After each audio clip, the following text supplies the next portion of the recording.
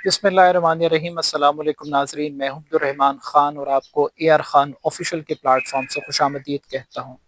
नाजरीन, पाकिस्तान में इस वक्त एक और नया शुगर स्कैंडल मंजर आम पर आया है। इस नए शुगर स्कैंडल के मंजर आम पर आने की वजूहात क्या हैं, कौन पाकिस्तान में शुगर माफिया को सपोर्ट कर रहा है, किस तरीके से आर्टिफिशियल तरीके से पाकिस्तान के अंदर चीनी की कीमतों में दिन ब दिन इजाफा किया जा रहा है, और पूरे सिस्टम के अंदर किस तरीके से गवर्नमेंट बाकायदा तौर पर इस शुगर माफिया को कंट्रोल करने की कोशिश कर रही है।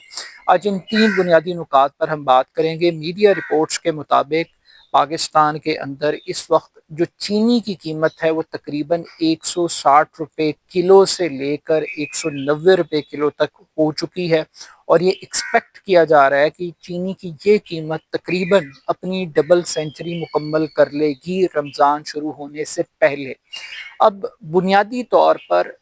2.5 माह पहले से लेके आज के दिन तक तकरीबन चीनी की कीमत में 22 रुपये फ़ी किलो का इजाफा हुआ है, और इस इजाफे की जो वजूहात एक्सप्लेन की जा रही हैं मार्केट के अंदर, वो ये बताया जा रहा है कि गवर्नमेंट की जानिब से गुज़श्ता साल 2 मरतबा चीनी को अफ़गानिस्तान एक्सपोर्ट करने की इजाज़त दी गई। पहली जो एक्सपोर्ट की इजाज़त थी उसमें 7 लाख मेट्रिक टन चीनी एक्सपोर्ट की गई, फिर 5 लाख मेट्रिक टन चीनी एक्सपोर्ट करने का फैसला किया गया। अब ये जो चीनी की एक्सपोर्ट का फैसला है, इस फैसले में कागजी तौर पर हुकूमत ने शुगर इंडस्ट्री को इस चीज़ के लिए बाउंड किया था कि वो इस चीज़ को मेक श्योर करेंगे कि पाकिस्तान के अंदर जो अवेलेबल स्टॉक्स हैं वो जो मार्केट मैकेनिज्म है उसकी डिमांड एंड सप्लाई को पूरा करेंगे, यानी कि इतनी चीनी अवेलेबल होगी कि चीनी की शॉर्टेज ना हो और शॉर्टेज को बुनियाद बनाकर चीनी की कीमतों में इजाफा ना हो। अब ये बातें कागज़ों के अंदर तो थी, मगर प्रैक्टिकली इसके ऊपर इम्प्लीमेंटेशन गवर्नमेंट करवाने में नाकाम रही। अब गवर्नमेंट नाकाम क्यों रही, उसकी वजह यह है कि पाकिस्तान के अंदर जो शुगर इंडस्ट्री है, जिसको उर्फ़ आम के अंदर शुगर माफिया कहा जाता है, कार्टेल्स कहा जाता है, ये वो तमाम पॉलिटिकल प्लेयर्स हैं जो पाकिस्तान की गवर्नमेंट के अंदर मौजूद हैं। ये वो तमाम शुगर माफिया के लोग हैं जो तमाम पॉलिटिकल पार्टीज़ के अंदर अवेलेबल हैं। ये अपोजिशन में भी हैं, हुकूमत में भी हैं। ये चीनी को एक्सपोर्ट करने की इजाज़त देने वाले भी ये हैं, चीनी का कारोबार करने वाले भी ये हैं। चीनी अगर महंगी होती है तो ये इसके सबसे बड़े बेनिफिशरी होते हैं। तो बुनियादी तौर पे चोर और चौकीदार इस वक्त दोनों ही इस चीनी के काले धंधे के अंदर बाकायदा तौर पे इन्वॉल्व हैं। और हमारे सामने एक इमरान खान साहब के दौर में एक शुगर स्कैंडल मंजर आम पर आया था। उस शुगर स्कैंडल के ऊपर एक कमीशन बना। उस कमीशन में बहुत सारे इंकशाफात किए गए थे। मतलब मिसाल के तौर पे सबसे पहले तो आप ऑनर्स को देख लीजिए कि इमरान खान के सबसे करीबी आदमी जहांगीर तरीन, वो सबसे बड़ा शुगर इंडस्ट्री में शेयर होल्ड रखते हैं मार्केट के अंदर, वो उसके ज़िम्मेदार थे। फिर उसके बाद जरदारी ख़ानदान, शरीफ ख़ानदान, चौधरी ख़ानदान, हुमायूं अख्तर, खुसरो बख्तियार, इस तरह करके आप नाम लेते चले जाएं तो आपको पता लगेगा ये वो तमाम लोग हैं जो कौमी असम्बली के रुकन भी बनते हैं, गवर्नमेंट्स में मिनिस्ट्रीज भी लेते हैं, और फिर ये दूसरे एंड के ऊपर बैठ कर ये शुगर इंडस्ट्री के नेटवर्क को भी चलाते हैं। ये 80 के से ज़ायद मिलें हैं जो पूरे पाकिस्तान को यरगमाल बनाकर बैठी हुई हैं। अब एक तरफ तो ये प्राइसेस बढ़ रही हैं, तो दूसरी जानिब किसानों की जानिब से आधे आधे सफ़े के इश्तिहारात पब्लिश हो रहे हैं, और इन इश्तिहारात के अंदर प्राइम मिनिस्टर से, मरीम नवाज से, आर्मी चीफ से अपीलें की जा रही हैं, और ये कहा जा रहा है कि भाई अगर आपने गन्ना सस्ता ख़रीदा है तो फिर चीनी महंगी क्यों दी जा रही है। और एक डिटेल किस्म का प्राइस मैकेनिज्म बाकायदा तौर पे इसमें बताया गया है, और उसमें यहाँ तक बताया गया है कि इस वक्त जो 50 किलो का केजी का बैग है शुगर का, उस पे तकरीबन 3500 रुपये का इजाफा हो गया। 3500 रुपये का इजाफा एक बैग के ऊपर है। मीन्स के 14,800 रुपये के अंदर 50 केजी का शुगर का बैग बाकायदा तौर पे इस वक्त मार्केट के अंदर फरोख्त हो रहा है। لیکن یہ ایک ایسے وقت میں فروخت ہو رہا ہے جب آئی ایم ایف کی ڈکٹیشن کے اوپر پاکستان کے اندر جو گنے کا کاشتکار ہے اس کی پروٹیکشن ختم کر دی گئی ہے۔ حکومت نے آئی ایم ایف کو جواز بنا کے، آڑ بنا کے یہ کلیم کیا کہ اس وقت گنے کی امدادی قیمت مقرر نہیں کی جائے گی، اور امدادی قیمت نہ مقرر ہونے کی وجہ سے کسانوں کو ایکسپلائٹ کیا گیا، سستا گنا خریدا گیا، اور گنا سستا خرید کے مہنگی چینی اب صارفین کو بیچی جا رہی ہے۔ مگر اس سے بڑھ کے جس وقت یہ چینی کی قیمتوں کے اندر اضافہ ہو رہا ہے اور اس وقت 160 روپے سے اوپر چینی فروخت ہو رہی ہے، اور ایکسپیکٹ کیا جا رہا ہے کہ یہ 200 روپے سے بھی اوپر چلی جائے گی، یہ ایک ایسے وقت میں ہو رہا ہے جب گورنمنٹ بہت سارے دعوے کر رہی ہے، اور پرائم منسٹر اور مریم نواز یہ باقاعدہ طور پر کریڈٹ لے رہے ہیں کہ دیکھیں جی ہم نے مہنگائی کو سنگل ڈیجٹ میں کنورٹ کر دیا۔ ایک طرف یہ دعوے ہو رہے ہیں کہ مہنگائی کم ہوگی ہے، اور دوسری طرف ہم یہ دیکھ رہے ہیں کہ جو کموڈیٹیز کی پرائسز ہیں وہ فلکچویٹ کر رہی ہیں، اور اس میں چینی ایک آئٹم ہے۔ اگر آپ آئل کی بات کر لیں، ویجیٹیبلز کی بات کر لیں، دیگر کموڈیٹیز کی بات کر لیں، تو آپ کو ہر پرائس بڑھتی ہوئی دکھائی بھی دے گی، محسوس بھی ہوگی باقاعدہ طور پہ، لیکن still at the end of the day regulator نہیں ہے، پرائس کنٹرول میکنزم نہیں ہے۔ اب آئی واش کس طریقے سے کیا جا رہا ہے؟ گورنمنٹ نے ایک ڈیسیجن یہ لیا ہے کہ رمضان کے دوران وہ پورے ملک میں ڈسٹرکٹس کے اندر سٹالز لگائے گی شوگر کے، اور ان سٹالز کے اوپر ہر شہری ایک شناختی کارڈ کے اوپر 5 کلو تک چینی خرید سکتا ہے، اور جو چینی کا نرخ گورنمنٹ نے اناؤنس کیا وہ 130 روپے ہے۔ اب آج کے اخبارات کے اندر یہ کلیم کیا گیا باقاعدہ طور پہ گورنمنٹ کی جانب سے کہ ہم نے شوگر انڈسٹری کو یہ کہا ہے کہ آپ 140 روپے میں بیچے، لیکن وہ یہ کلیم کر رہے ہیں کہ ہماری جو پروڈکشن کی کاسٹ ہے وہ میچ نہیں کرتی۔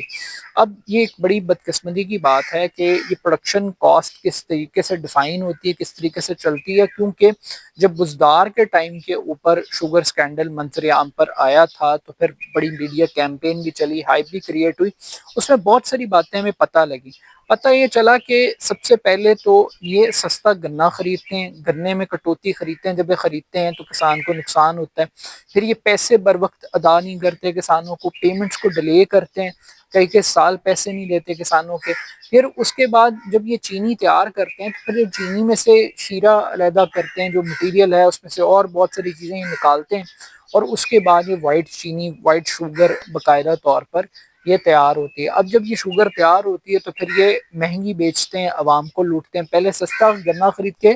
کسان کو لوٹا، مہنگی چینی بیچ کے عوام کو لوٹا، پھر اس کے بعد یہ کیا کرتے ہیں کہ سال کے اینڈ کے اندر یہ خسارے شو کرتے ہیں، اور یہ کہتے ہیں کہ جناب یہ انڈسٹری بالکل ڈوب جائے گی، تباہ ہو جائے گی، تو اس وجہ سے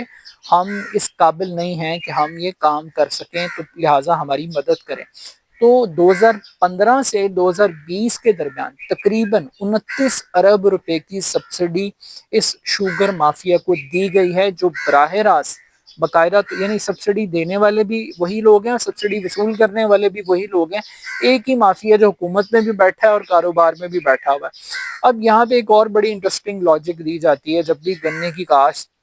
ہو جاتی ہے اور اس کے بعد گنے کی کٹائی کا پروسیس سٹارٹ ہوتا ہے تو ایک ڈرامہ شروع ہو جاتا ہے، اور ڈرامہ کیا ہوتا ہے کہ جناب ہم گنا نہیں خرید سکتے، کیونکہ ہمارے پاس پیسے نہیں، اور پیسے اس لیے نہیں ہیں کیونکہ واپس سٹاکس آلریڈی اویلیبل ہیں۔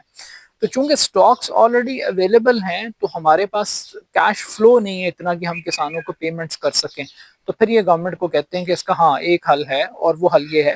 کہ آپ اس چینی کو ہمیں ایکسپورٹ کرنے کی اجازت دے دیں افغانستان میں یا کسی اور ملک میں باقاعدہ طور پر، اور پھر وہاں پر یہ ایگریمنٹس بھی کرتے ہیں اور یہ شور کرتے ہیں کہ جناب ہم ایک لمیٹڈ سائز جو ایکسٹرا چینی ہے جو ملکی ضروریات سے زیادہ ہے وہ ہم ایکسپورٹ کر دیں گے، اور جو روٹین کی جو کوانٹٹی ہے اس کو ہم برقرار رکھیں گے۔ تو یہ